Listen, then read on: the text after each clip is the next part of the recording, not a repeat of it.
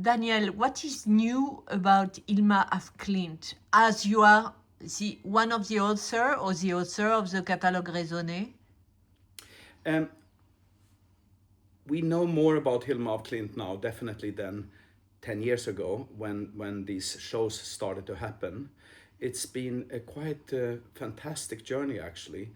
The show that we did in Stockholm, it's now 14 or 13 years ago, was the start, and it traveled all over Scandinavia. But now, in more recent times, the biggest museums in the world have done shows. So there was a show that I think many people know in 18 at the Guggenheim, which broke all records. And after that, almost every major museum has done a Hilma af Klint show. The Tate, a number of Asian museums, the most important collection maybe in Germany, K20 in Düsseldorf.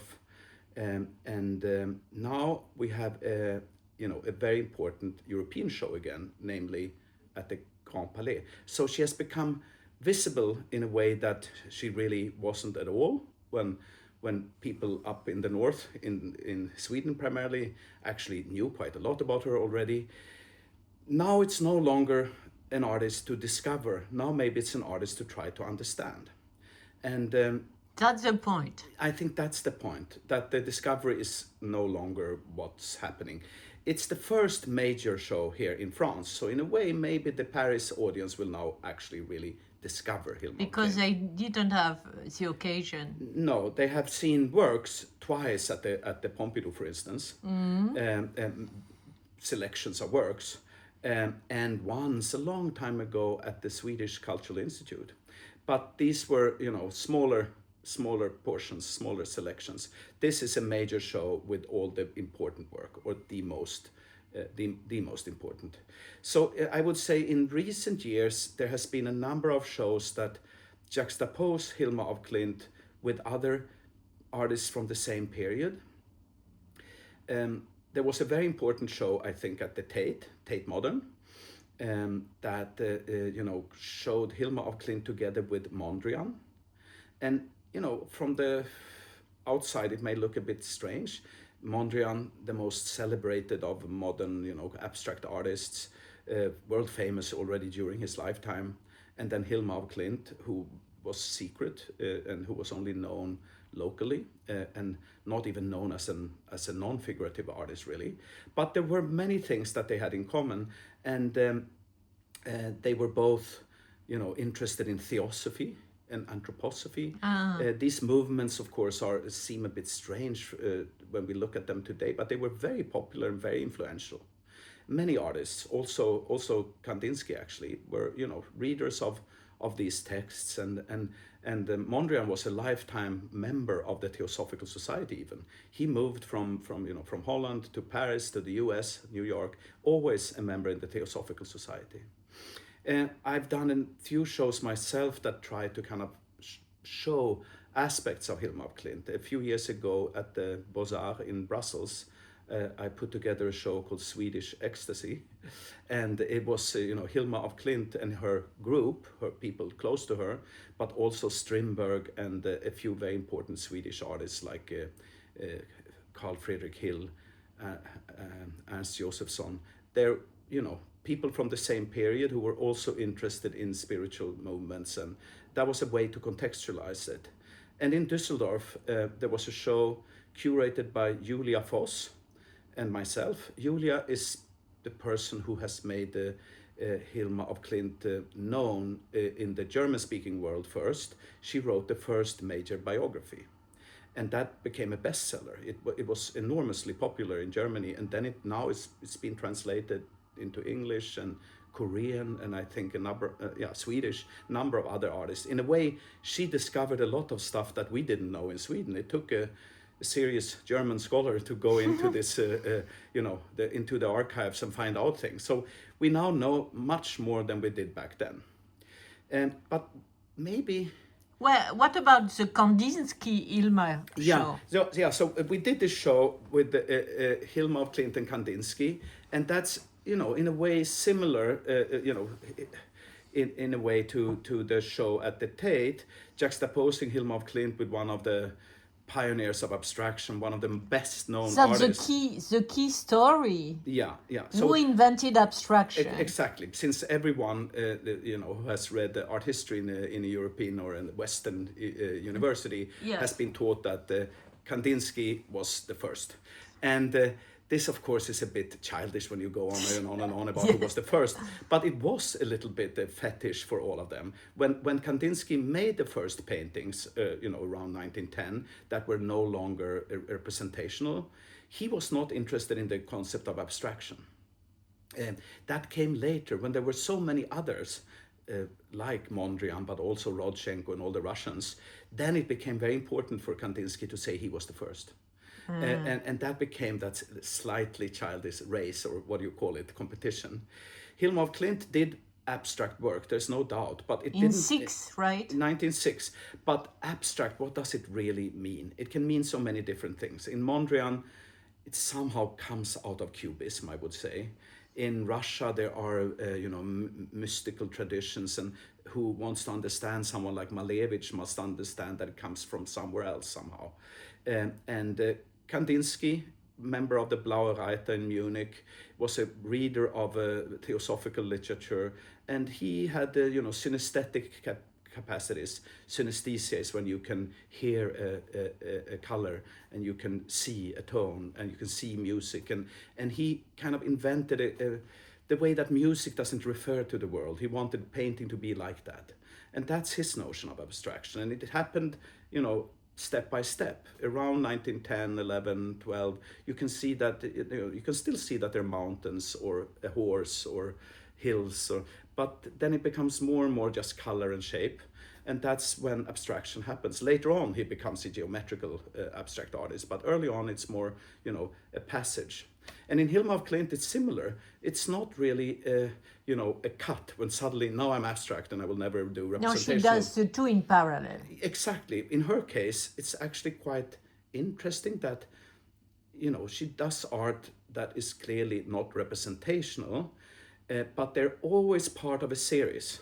You can see that the 10 largest that are actually shown here in Paris now, these enormous paintings, they from 1907, I think, they have linguistic components.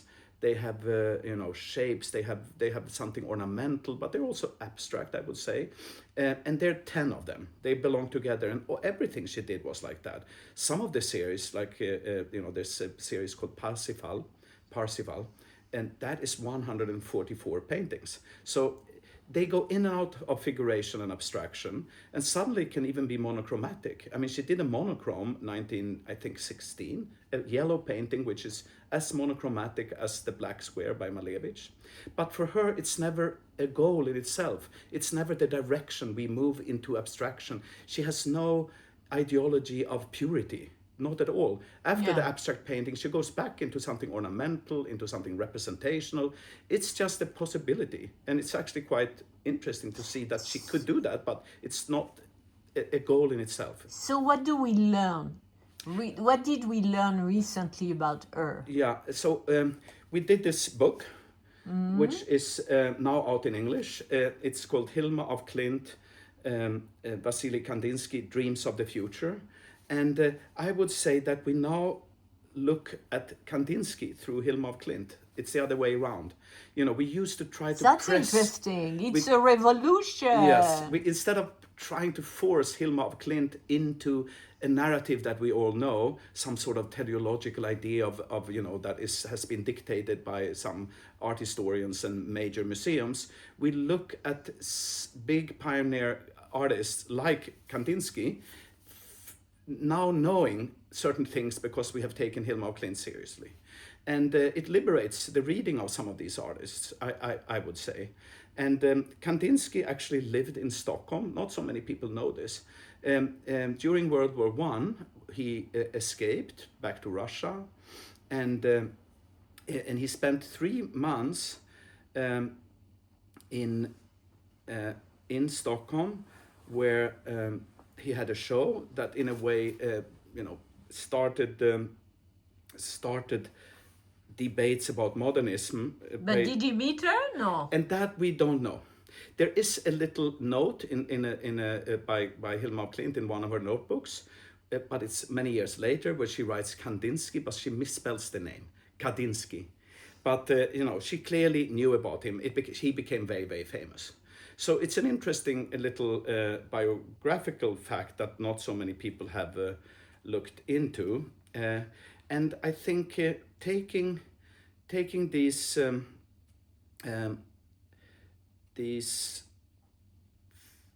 point of view. Yeah, these spiritual influences seriously has made it possible to look at some of the other male pioneers in a new way, and I think that is like what? Well, they all read these things, and what's these things? Like Blavatsky and Steiner and all these mysterious texts, and they seem very strange, and they are strange. They seem very strange to me, a bit flaky actually, or a little bit weird. It's a theosophy. I'm not an expert at all, but I would say it's a kind of mix of all religions. It happened when people started to understand in Europe that there are many world religions. It's not only a fight about Protestantism and Catholicism. There's Islam, there's Hinduism, there's Buddhism, there's Judaism, there are other religions, and it's a kind of syncretism,